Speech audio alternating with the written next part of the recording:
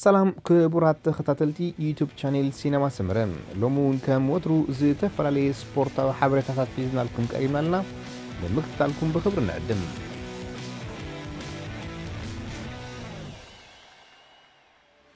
نايلومي كابيل فورت بجيسا أبتشالون سور ساينس زازمت مدرخ أفلمات الرزبلة عقب زحزلت أبزغت البعزاقن فخص سبل مس من براء نبوزحات فتينا حليفا يخون بركا فلما نايزو درات أتحيزو إرتروينات نايل برهانن سنخاب من كاس زر إيوزلوك إياقنا لعلمانم نقر دميقو يركب أبزا شابعيت مدرخ تقرادمتي كل 30 كيلومتر مشفينم زي تفر عليو عبيت تقرادمتي غانتاك تحلالو بمعالدما كمولو نزفتن تقرادماي إنا منزعو بحوار تساليوم ودر كزازم أبستقربوا لزنبر جزيد ما تتأماميت كوينهم بزد ما زي تقرار حكم مسلو بزي زخون ناي نقفرق من قصقصات كساب مود أتا كيلومترات بزاقام تايم توقعي زمهم مزازم حنصات كروكتو ناي متروتات حتو صرفوا لقزيقن بفلاي أمونغو نقط الهماليات خدينوا نابزو لدرزقاتو سلوباكاوي بيتر ساقان بيش أماليات مالي سمنتل فرنساوي جوليان ألا فيليبن كومون أوسترالياوي كاليب إيوانن نتعدل كرب حلاب ممرات أب تفاتت تتعمدم أب كمزهم ودما أب دحريت كوينو مصنعت زكايد زنبره نيزرلانداوي تقررماي كلب جيمبو بيسما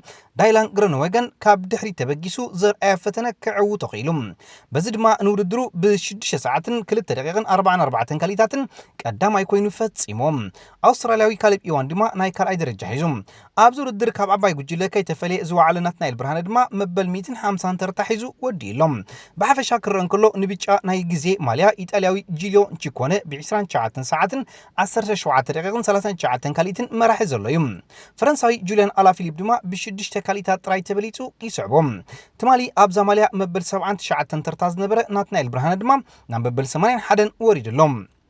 ناينت بي توهب ماليا جينا بيتر ساغان قلاسي ايزولم نكلب كوفيديس وكيل زورا درزلو ايرتراينات نايل برهان دما ام ببل 40 ترتا يركب ناي منسيات توهب صعدا ماليا ايطالياوي جيلو تشيكونه صبلل كبلن كلهم كولومبياوي ايغان بيرنال دما كاب كلب انيوس 53 كاليتات طرح تبليصم اب كلاي ترتا تقميتو ناب ناي صباح ودر كاتيم قيح نطب طباويت ماليا ناي زوردر ابال كلب لوتو سودال بلجيماوي تيم ويلنس ب 43 نطبي تخدين وايزلم نات نايل ب 10 نطبي ناي حمشاي ترتا بوتو او حيش يركب بغانتا درجه امريكاوي تريك سيغا فريدو ب 88 ساعتن 27 دقيقه 39 كاليتاتن اب قدميت كوينات مرحز لا غانتا فرنسايت كونتيننتال كلب كوفيد سولوشنز كريديت دما ناي مبل 18 بوتا عقيبات غعزالم مبل 206 غزي زكايد زلو تور دي فرانس صباح بناي شام ناي مدرخ ودر قصليوم بز مسرت قرادمتي كاب مخون تبغيسو اب كتما سانت ايتين زازم ناي 200 كيلومتر ودر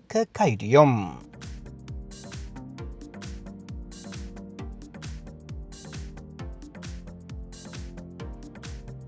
ኣብ ግብጽ ዝካየድ ዘሎ ውድድራት ዋንጫ ሃገራት ኣፍሪካ ብናይ ረብዕ ፍጻመ ጸወታታት ይቕጽላሎም ኣብቲ ብዙሕ ካብ ትጽቢት ወጻኢ ዝኾነ ውጽኢታት ዝተመዝገቡ ግጥማት ኣውዲቕካ ምሕላፍ ደቡብ ኣፍሪካ ንኣንጋዲት ሃገር ግብጺ ኣብ መሬታ ብምፍዛዝ ኣንጻርታ ንሻምፒዮን ዝሓለፈ ውድድራት ዝነበረት ካሜሮን 3-2 ዝረትዐት ሃገራዊት ጋንታ ናይጄርያ እያ ኣብ ረብዕ ፍጻመ ተረኺባ ናይጄርያ ኣብ መወዳእታ ደቂቕ መዕወቲት ሸቶ ኣመዝጊቦም 2-1 ብምዕዋት ናብ ፍርቂ ፍጻመ ሰጊራላ ብሸቶ ሰዲዮ ማንን ንቤኒን 1-0 ረቲዓ ኣብ መድረኽ ረብዕ ፍጻመ سرعت سنغال بوغنم نتا نلعل تتصبيت سغبرلا موروكو بفصوم كلاعرتيام زمصت بينين حد بارو بمعوات نافرق فصامه كتسغر كيلالم اغرايت غانتا الجيريا انصارتا حنتي كاب زنزرو در كعوتالو سغمتا عبيت غانتاታት ዝኮነት አይቦሪ ኮስ ያገጥማም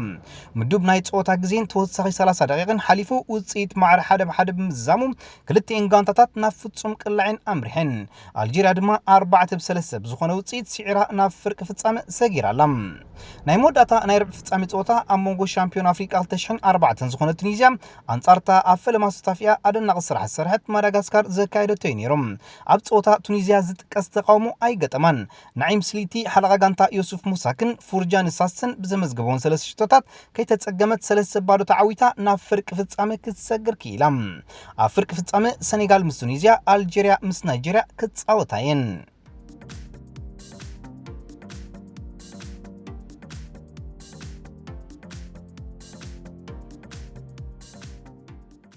بارسلونا نفرنساوي أتقعي أنطوان غريزمان كم زفرمتو بوقعي قليتام نزحلفو كلتا عمتات سموم زاقانتا بترقاقامي كتاحاز صنح أنطوني غريزمان إذا كاتالونايد غانتا 220 مليون يورو مفرسو علوب مغفالة مسكلبو أتليتيكو مدريد دحانكون تباهيلو زلوم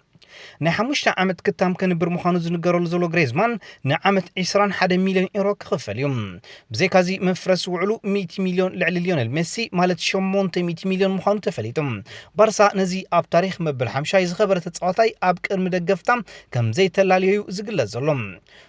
ፈረንሳዊ አሰልጣኒ ሪያል ማድሪድ ዚነዲን ዚዳን ብዘይተፈልጠ ውልቃው ምክንያት ንጋንቱ ገዲፉ ንስፓኛ ከም ሰመልሰን ንግዚኡ ብተሓጋጋዚኡ ዴቪድ ቤኒቶ ክትእለ ምዃና ይንገራሎም ሪያል ማድሪድ ናይ ክረምቲ ቅድመ ምድላዋት ምባል ኣብ ሞንትሪያል ካናዳ ዓስኪራ ምህላዋ ዝግለጽ እታ ጋንታ ዚዳን ብልክዕ ስለምንታይ ንስፓኛ ከም ዝተመልሰ እኳ እንተይዝሓበረት ብስድራ ቤታዊ ምክንያት ምዃኑ ግን ብዙሓት ምንጭታት ይሕብሩ ወደ 38 ዓመት እንግሊዛዊ ቆማት ተጻዋታይ ፒተር ክሮች ድሕሪ ናይ 21 ዓመት ጻንሖት ካብ ኩዕሶ እግሪ ጠቕሊሉ ጫሙ ከም ዝተቐለ ኣፍሊጡ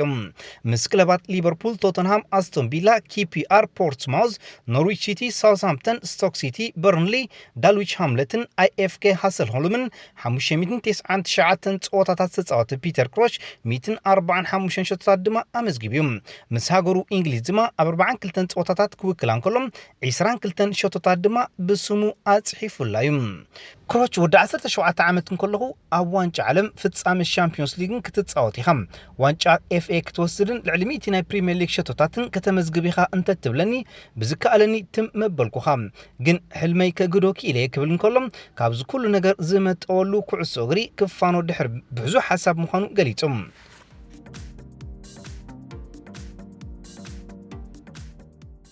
حداش أبال بريمير ليج إنجليز زخونت أستون فيلا كتنبر مخانو زنقرل زلهم أتقعي هاجرايت غانتا إنجليز دانييل ستاريج كوركورو رخيبوا توهيلهم أزيز حلف معلطات ببيت روز وكبا مع صوبيتو سرقت سيرهم بمتاو نخلبون كلتا أب قربات صنح بورصاتات تزمت تتعاطين كوركورو بمسرعو أزيو كم زقوهي قليتو منبارو أبز حلف زينانا تخطاتي لكم ونيركم يخم ديحرو كم زقل زولو دما أتناي قدم أبال ليفربول تتعاطي لوسي زبل سمزت أمغا كلبو كم استملستلو يحبر ንሱ ተስፋ ከም ዘይቆርጽን ከልበይ ጥራይን በርሃቡኒ ዘልኽሞ መጠነ ገንዘብ ዋላ 30,000 ፓውንድ ክህበኩም ይክብል ኣብ መርበብ ሓበሬቱ ምስ ኣድራሹን ስእሊ ከልቡን ብዘይካዚ ብመሰረት ካብ ሲሲቲቪ ዝረኽቦ ናይቶም ሰረቕቲ ተንቃሳቐሲ ስእልን ኣተሓሒዙ ዘርጊሕዎ ነይሩ እዩ ብመሰረት ካብ ፖሊስ ሎስ አንጀለስ ዝረኽበ ሓበሬታ ድማ ድሕርቲ ሰባት ዝገብርዎ ምትሕብባር ኩርኩሩ ተረኺባላ ይኹን እምበር ንገበርቲ ጽቡቕ ሰልዲ ሂቦም ዶ ኣይሃቡምን እዝጊሄርዋኑ ክብል ገሊጾም ነታ ከልቢ ዝረኽበ ሰብ ብስነ ጥበበኛ ሂፕ ሆፕ ናይ ሎስ አንጀለስ ዝብል ቅጽል ስም ዝፍለጥ ካይላ ፌም ድማ ነቲ ንእሽቶ እንስሳ ዝመሳሰል ድዩ ዋላስ ንስዩ ብርግጽ ዘይተፈልጠ ሓቂፉን ከሎ ኣብ ትዊተር ዘርጊሖም ድሕርቲ ስእሊ ምዝርግሑ ድማ ከብዶ ሓቂፉ ዝጽበ ዝነበረ ስቶሪጅ ሉሲድያ ክብል ከም ጽሓፈሉ ተሓቢሮም ካይላ ፌም ድማ ከልብኻ ረኺበ ኣለኹም ንህለትካ ምሳይ ክብል ግብረ መልሲ መሃቡ ተፈሊጦም ከልብኻ ደሊኻ እንህት ራእያ እንሳያ ብምባል ዳግማይ ከም ጽሓፈሉ ድማ ተሓቢሮም ይኹን እምበር ተኸልቢ ንሳድያ ኣይንሳን ዋላስ ካብ ሓቂ ዝረሓቐ ዜና ድዩ ክፍለጥ ኣይተኻለን ዘሎም ስታሪጅ ኣብ ቃልዕ ብሰብ ብዝረአይ ከም ዘይጽሕፈሉ ዝሕበር እቲ ንኸልቡ ከም ዝረኸባ ዝገለጸሉ መንሰይ ድማ ብኣካል ክረኽቦ ከም መቕሽሽ ድማ ጉንዑ ከም ዝቕርበሉ ምሕባሮም ነዚ ዜና እዚ ብቐረባ ዝከታተልዎ ዘሎ ገሊጾም ሳን ኦንላይን ውን ምስ ናይ ቀረባ ወገናት ናይ ተጻዋታይ ኩዕሶ እግሪ እዚ ዝበሃል ዘሎ ሓቅነት ኣለዎን የብሉን ምፍላጥ እንተ ተወከሰቶም እኳ መልሲ ግና ወይከ ተሓጎም እዩ ዝመስል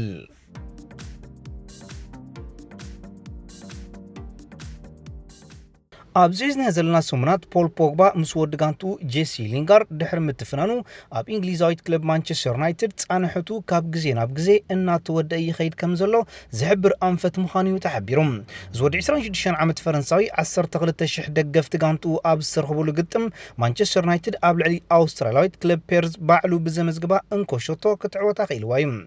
እቶም ነቲ ተጻዋታይ ከተባብዑ ዝመፁ ደገፍቲ ፌርሙ ከምብረሎም ኣብ ዝሓተትሉ እዋን ፖግባ ብውሽጡ ከም ዝተደፋነቐ ዝተፈነወ ዜና ይሕብር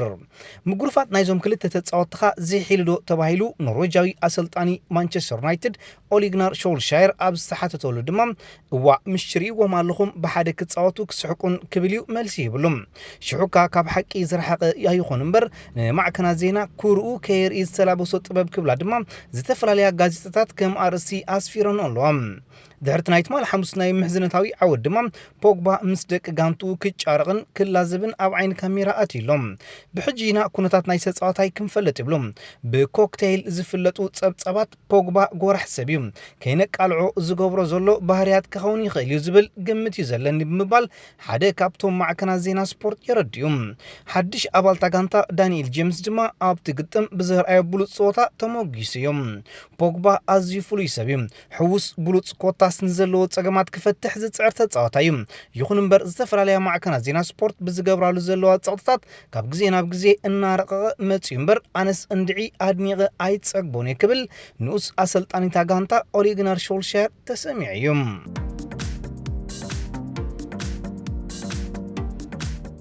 ሓንቲ ካብ ብሉጻት ስፖርተኛታት ኣብ ዓይነት ካራተ ጁዶ ዝኾነት ኪም ኣከር ኣብ 22 ንኡስ ዕድሚያ ካብዛ ዓለም ብሞት ተፈልያ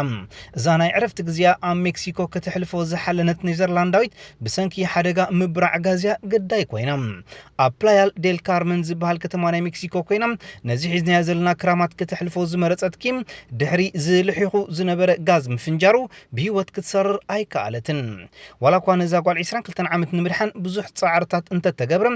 ዝፈጠረላ ቃጸሎ ግን ፍጹም ብቐሊሉ ዝፍወስ ከም ዘይነበረ ጸብጸባት ዜና የቃልሐም በዚ መሰረት ድሕሪ ናይ 3 መዓልታት ሃለዋት ምጥፋ ኣብ ሆስፒታል ምጽናሓ ከም ዝዓረፈት ወሲኾም ጸብጸባት ናይቲ ቦታ ይገልጹ መርመርቲ ገበን ናይ ሜክሲኮ ድማ ኣብ ማውታ ናይ ኪም ምጽረያት ይገብሩሉ ኣለዉ ኪም ካብ 2016 ክሳብ 2018 ዝነበረ ዓመታት ኣባል ሃገራዊት ጋንታ ካራተ ወይ ድማ ጁዶ ምንባራ ይንገረላ ብዘይካዚ ኣብ ኩሉ ውድድራታ መዳልያ ዘይፍለያ ምንባሩ ቀረብታ ይረድኡ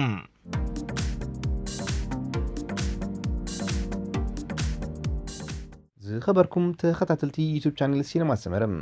ንምክታልኩም እናመስገና ንሎም መዓልቲ ኣዳሊናልኩም ዝነበርና ስፖርታዊ ትሕዝቶታት ኣብዛዚምና ኣለና ኣብ ቀጻሊ ብኻልእ ሓበሬታታት ክሳብ ንረኸብ ንኹልና በብዘለናዮ ሰላም እንተዕናን